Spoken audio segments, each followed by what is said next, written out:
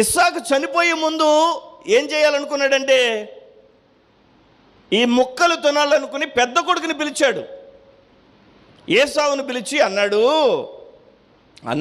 నేను చచ్చిపోతానురా, ఇంకా వృద్ధుడిని అయిపోయాను, కాబట్టి నువ్వు నా ఆశను తీర్చాలరా అబ్బాయి అన్నాడు.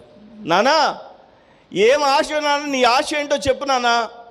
అబ్బాయి ఇదిగో, నువ్వు అక్కడ బాణాలు తగిలించుకుంటావు, విల్లులు తగిలించుకుంటావు కదా, నేను ఈ మంచం మీద పడుకుని అటే చూస్తుంటే గుర్తొచ్చింది నువ్వు వేటాడేటువంటి మాంసం తినాలని.